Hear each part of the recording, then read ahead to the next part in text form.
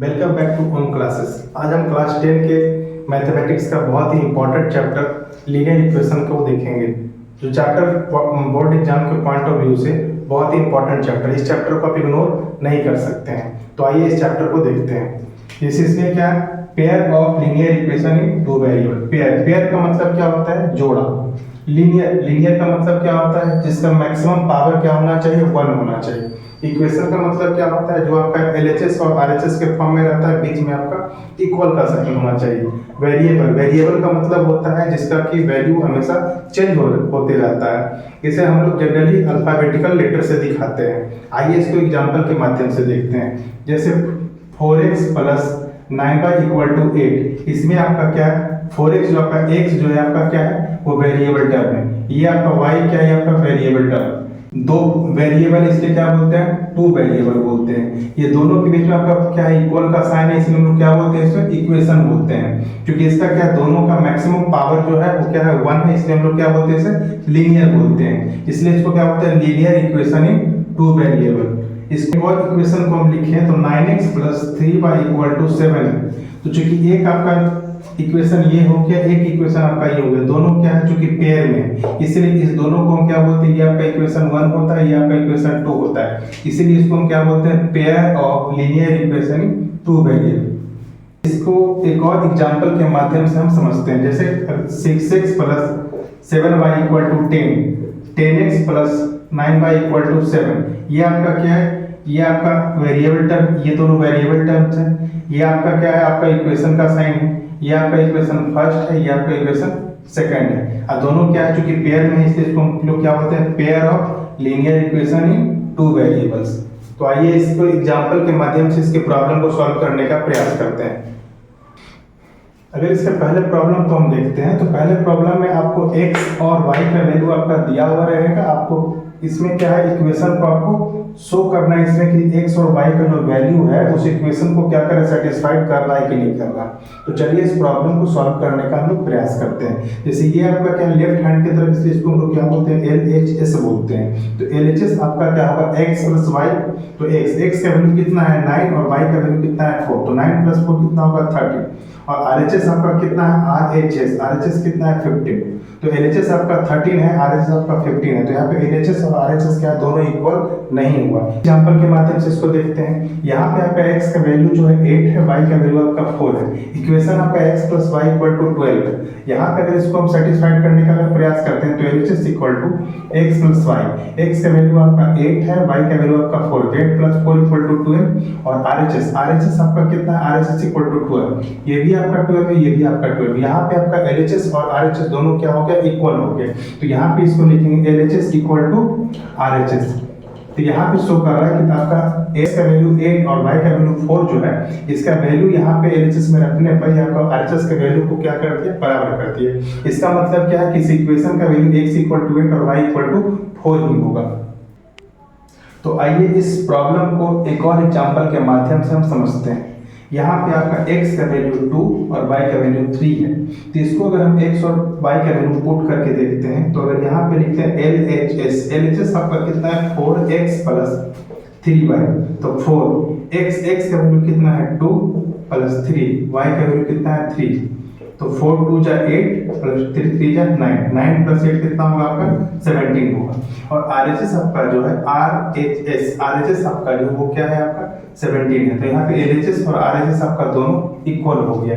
इसका मतलब क्या है कि ये जो इक्वेशन आपका दिया हुआ है, इसका जो वैल्यू x इक्वल टू 2 और y इक्वल टू 3 ही होगा। अब इसके अगले प्रॉब्लम को हम देखते हैं। इसके पहले वाले प्रॉब्लम में उसमें क्या था, आपका x और y का वैल्यू दिया हुआ था।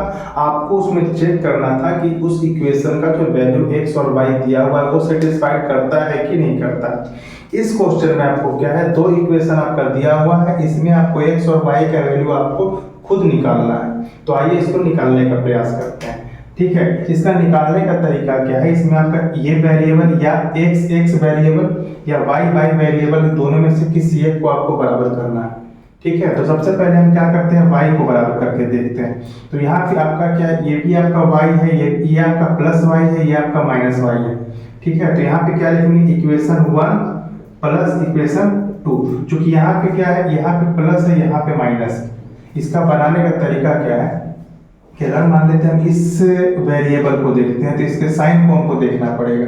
इसके साइन को देखने के लिए अगर आपका एक का साइन प्लस एक का साइन माइनस हो तो आपको प्लस का साइन देना पड़ेगा। अगर ऊपर आपका माइनस हो नीचे आपका प्लस हो तब भी आपको प्लस देना पड़ेगा। अगर आपका दोनों माइनस माइनस है तो आपको माइनस देना पड़ेगा, अगर प्लस प्लस है तो आपको माइनस देना पड़ेगा। यहाँ पे आपका चूंकि हम y को बराबर कर रहे हैं तो हमको y के साइन को देखना पड़ेगा। y के साइन को देखने के लिए फर्स्ट इक्वेशन के y का वैल्यू साइन जो है वो प्लस है, सेकंड इक्वेशन के y का साइन क्या है वो आपका माइनस है। क्योंकि यहाँ पे मैंने आपको बताया है कि अगर प्लस ऊपर प्लस नीचे माइनस होगा तो इक्वेशन के नीचे प्लस का साइन होगा। तो यहाँ पे क्या लेंगे, इक्वेशन 1 प्लस इक्वेशन 2। तो यहाँ पे क्या करेंगे, x plus y equal to 3 और x minus y equal to 5। तो यहाँ पे प्लस माइनस ये क्या होगा आपका कैंसिल हो जाएगा। अब यहाँ पे चूंकि ये प्लस का साइन है तो दोनों x प्लस x क्या होगा 2x होगा और 3 प्लस 5 कितना होगा 8 होगा। ये चूंकि 2 आपका मल्टीप्लाई में उधर जाने के बाद कैंसिल में होगा, डिवाइड में होगा तो 8/2 2 4 जाए तो x का वैल्यू क्या आएगा 4 आएगा। अब क्या करना, इस x का वैल्यू को या तो आप इक्वेशन 1 में रखिए या इक्वेशन 2 में रखिए। तो इसको हम क्या करेंगे, put the value of x in equation 1। तो 1 में आपका क्या है x plus y equal to 3। तो x का वैल्यू आपका कितना है 4 आया है तो क्या लिखेंगे 4 प्लस y इक्वल टू 3।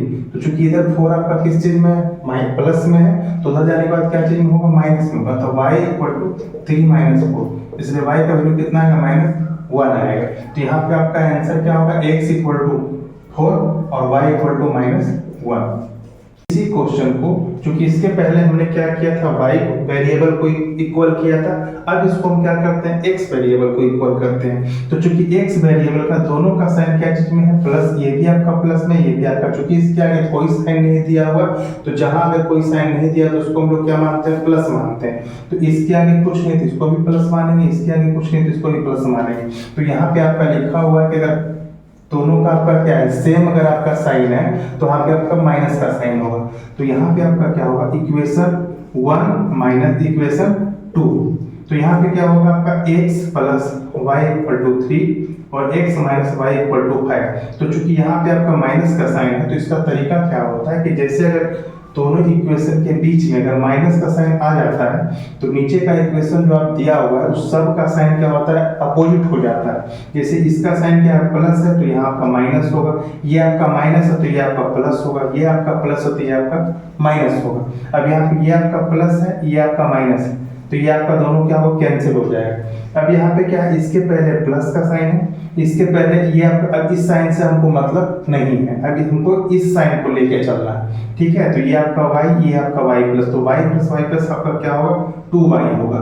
यहाँ पे आपका चूंकि 3 माइनस 5 तो क्या आएगा -2। तो y इक्वल टू क्या होगा -2/2 कैंसिल हो जाएगा, y का वैल्यू क्या आएगा -1। अब क्या करेंगे y का वैल्यू या तो इक्वेशन 1 में या इक्वेशन 2 में क्या करके पुट करके x का वैल्यू निकालेंगे। तो क्या करेंगे put the value of y in equation 1।